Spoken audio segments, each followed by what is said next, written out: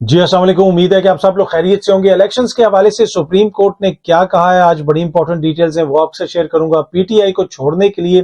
کیسے مبینہ طور پہ تحریک انصاف کے لوگوں کے اوپر پریشر ڈالا جا رہا ہے، خان صاحب نے کچھ ڈیٹیلز شیئر کی ہیں، وہ آپ کے ساتھ شیئر کروں گا۔ اس کے ساتھ ساتھ اسد کیسر اور اسد عمر صاحب کے حوالے سے کچھ خبر ہے، بلاول صاحب کے حوالے سے بھی ایک خبر ہے، کوشش ہوگی کہ وہ بھی آپ سے شیئر کی جائے۔ اور اس وقت جو ملک میں گرفتاریاں ہو رہی ہیں اس کو صرف جو ہے مقامی میڈیا رپورٹ نہیں کر رہا، کیونکہ یہ جو گرفتاریاں ہو رہی ہیں ان میں کیا الزامات لگ رہے ہیں، عالمی میڈیا کیا رپورٹ کر رہا ہے، بڑی امپورٹنٹ ڈیٹیلز ہیں، وہ بھی آپ کے ساتھ شیئر کروں گا۔ اور کچھ مزید چیزیں ہیں، کوشش ہوگی کہ اس کے اوپر بھی بات ہو۔ اچھا، پہلی چیز جو میں آپ سے شیئر کرنا چاہتا ہوں، الیکشنز، ہر کوئی پوچھ رہا ہے کہ جناب الیکشنز کب ہوں گے، اور ہر کسی کی نظر جناب سپریم کورٹ کے اوپر ہے، عدالت کے اوپر ہے۔ آلدو کہ عدالت تو پہلے ہی فیصلہ دے چکی ہے کہ 14 مئی کو الیکشنز ہونے تھے، پنجاب کے اندر نہیں ہوئے، کیوں نہیں ہوئے، عدالتوں کے حکم کے اوپر کتنا عمل درآمد ہو رہا ہے آج کل آپ اس کا اندازہ لگا سکتے ہیں۔ مختلف جج صاحبان بھی اس حوالے سے ریمارکس پاس کر چکے ہیں کہ ضمانت تو ہم دے دیں گے، لیکن کیا آپ نے پریس کانفرنس کرنی ہے یا نہیں کرنی، اس کو میڈیا بھی رپورٹ کر چکا ہے۔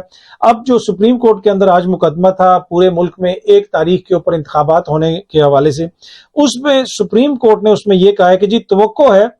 کہ سیاسی جماعتیں 1 تاریخ پر ملک بھر میں انتخابات پر متفق ہو جائیں گی۔ Supreme court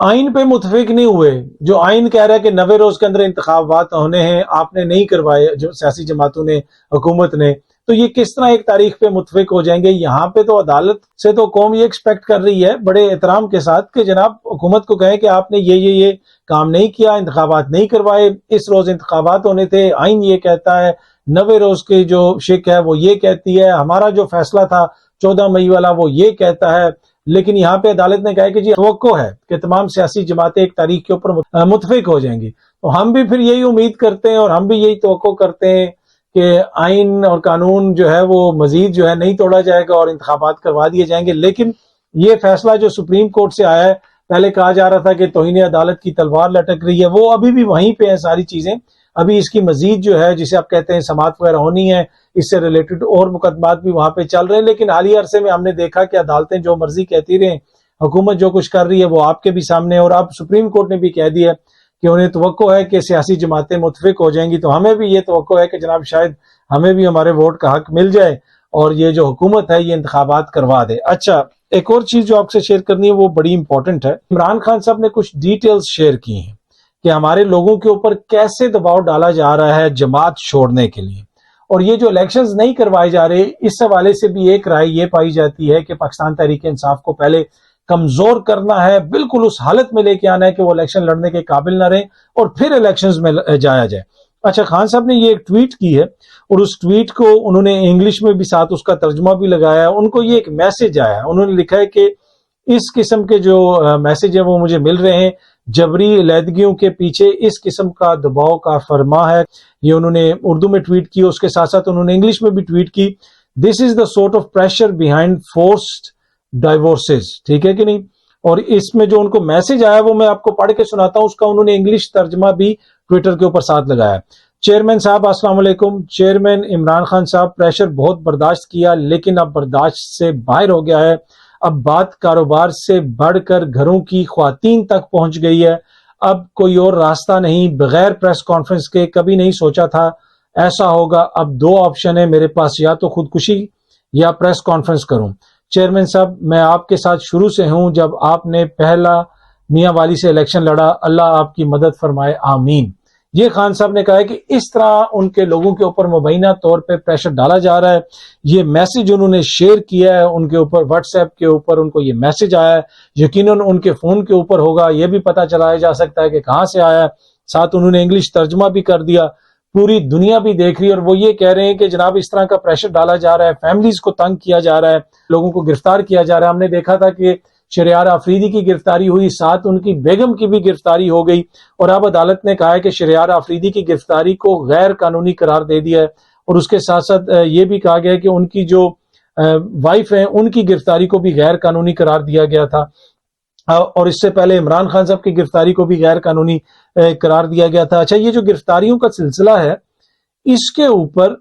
be B C نے بھی آج ایک آرٹیکل لکھا ہے۔ بی بی سی لکھتا ہے پاکستان میں چھاپے اور گرفتاریاں مطلوب افراد کے والدین یا رشتہ داروں کو کیوں پکڑا جا رہا ہے؟ جی ہاں جی، یہ وہ چیز ہے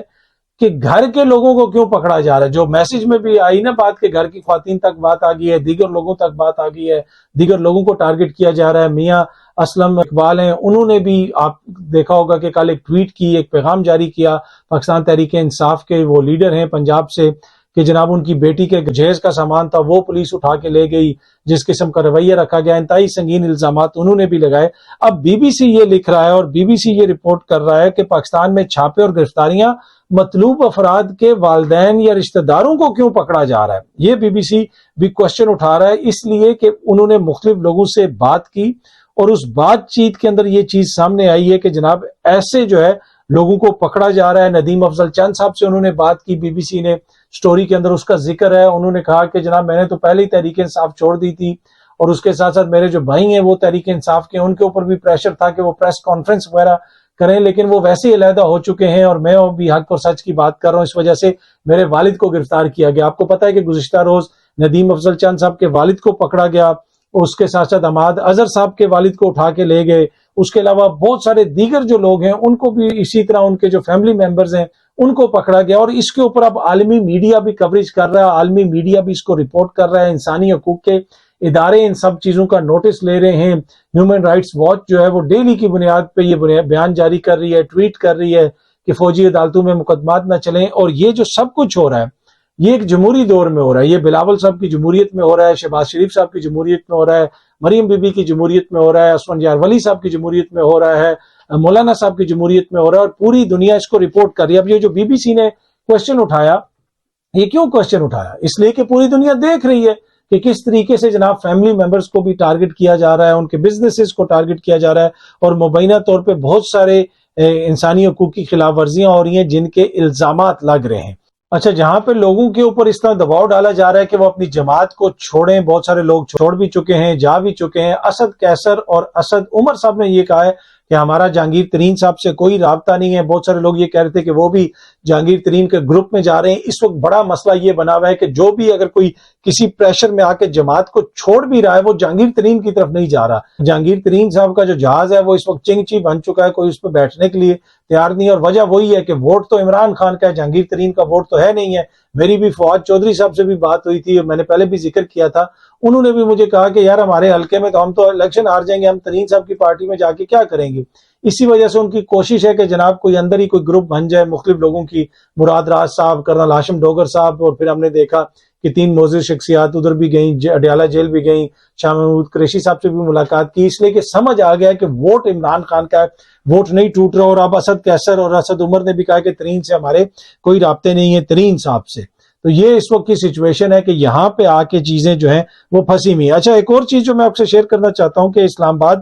ہائی کورٹ میں جب عمران خان صاحب آئے تھے, آپ کو یاد ہوگا ان کی گاڑی کو اندر نہیں جانے دیا گیا, تو ایک صحافی نے آج ایک ٹویٹ کی ہوئی تھی کہ اسلام آباد ہائی کورٹ کسی کی آمد ہوئی, کسی جو ہے میڈیا سے ریلیٹڈ کسی شخصیت کی, اور اس کی 2 گاڑیاں احاطہ عدالت میں لانے کی ان کو اجازت مل گئی. گزشتہ ہفتے سابق وزیر اعظم عمران خان کو گاڑی گیٹ سے اندر لانے کی اجازت نہیں ملی تھی. اس کے اوپر ثاقب بشیر صاحب جو ہیں وہ سینئر صحافی ہیں, اسلام آباد ہائی کورٹ کی جو جرنلسٹ کی ایسوسی ایشن ہے اس کے صدر بھی رہ چکے ہیں. انہوں نے بھی کورٹ ٹویٹ کیا کہ عمران خان کے کیس میں چیف جسٹس اسلام آباد ہائی کورٹ نے گاڑی احاطہ عدالت میں لانا پیمز میڈیکل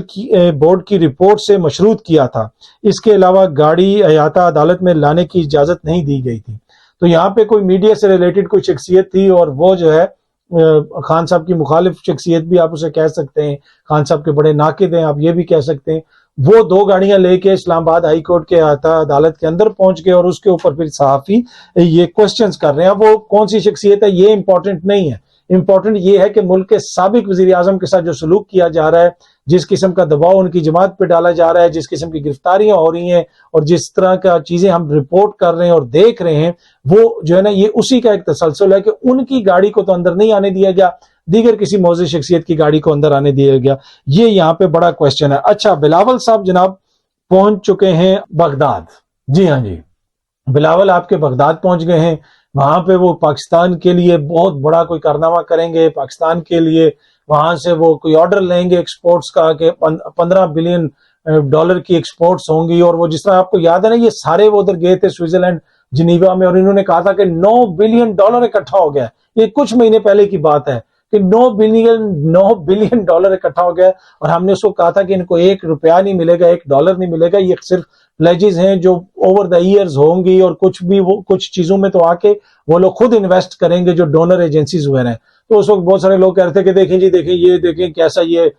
کہا جا رہا ہے, غلط بیانیاں بنایا جا رہا ہے, تو وہاں سے تو $9 بلین مل گیا. کیا ملا ابھی دکھا دیا جائے کہ کیا ہے. ابھی تک ہم IMF سے $1.5 ارب جو ہے وہ لینے کے لیے ان کی منت سماجت کر رہے ہیں. پر اینی وے بلاول دنیا گھوم رہے ہیں, پاکستان میں جو مرضی ہو, عالمی میڈیا جو مرضی رپورٹ کرے, انسانی حقوق کی خلاف ورزیاں, ہیومن رائٹس جو مرضی کرے, بلاول صاحب جو ہے ان کا ورلڈ ٹرپ جو ہے نا وہ ختم نہیں ہو رہا. Around the world in 80 days جو قسم کی وہ جو ڈاکومنٹری بنا رہے ہیں, اسی سلسلے کی کڑی میں وہ جناب عراق پہنچ چکے ہیں اور عراق وہ گھوم پھر رہے ہیں, اور عراق میں بڑا کامیاب وہ دورہ کریں گے, جس سے پاکستان کو, پاکستان کے ٹیکس پیئرز کو جو ہے وہ بڑا فائدہ ہوگا, اور جتنے بھی ڈالر اس پہ خرچ ہوں گے وہ بہترین جو ہے پاکستان کی دولت کا بہترین استعمال ہے. اچھا, ایران 7 سال کے بعد, جی ہاں جی, ایران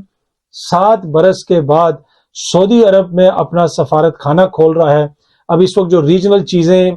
تبدیلیاں ہو رہی ہیں, دنیا بھر میں کیا کچھ ہو رہا ہے, دنیا کدھر جا رہی ہے, اور ہم کہاں پہ پھنسے میں, ہم یہاں پہ پھنسے میں کہ BBC رپورٹ کر رہا ہے کہ جو مطلوب لوگوں کے رشتہ داروں کو کیوں گرفتار کیا جا رہا ہے. ہیومن رائٹس واچ کیا رپورٹ کر رہی ہے, ایمنسٹی انٹرنیشنل کیا رپورٹ کر رہی ہے, UN کیا کہہ رہی ہے, دنیا میں کیا ہو رہا ہے, کس طرف لوگ جا رہے ہیں, اور ہم لوگ کہاں پہ پھنسے ہوئے ہیں, وہ آپ کے بھی سامنے اور میرے بھی سامنے ہے. ہمیں یہ بتایا جا رہا ہے کہ سیاسی جماعتیں متفق ہوں گی تو الیکشنز ہوں گے. بھائی کیا اس ملک میں جو آئین ہے, قانون ہے, اس کی کوئی وقت نہیں, اس میں لکھا ہوا نہیں ہے کہ کب الیکشنز ہونے. پر اینی وے ایران اپنا دوبارہ سفارت خانہ کھول رہا ہے 7 سال کے بعد سعودی عرب میں. چائنا نے سعودی عرب کے اور ایران کے جو تعلقات میں کشیدگی تھی اس میں وہ کمی لائے, ان کے تعلقات بہتر کروائے, اور اب دونوں ممالک کے جو تعلقات ہیں دن بدن اس میں بہتری آ رہی ہے, جو ایک اچھی چیز ہے. ریجن کے اندر کشیدگی کم ہو, اس لیے کہ جب ترقی ہوتی ہے ریجن کے اندر ہر ملک اس سے بینیفٹ کرتا ہے. ہمارے ملک میں تجارت ہو, ہمارے ریجن میں تجارت ہو, ہمارے پورے اس کو جسے آپ کہہ سکتے ہیں کانٹیننٹ کے اندر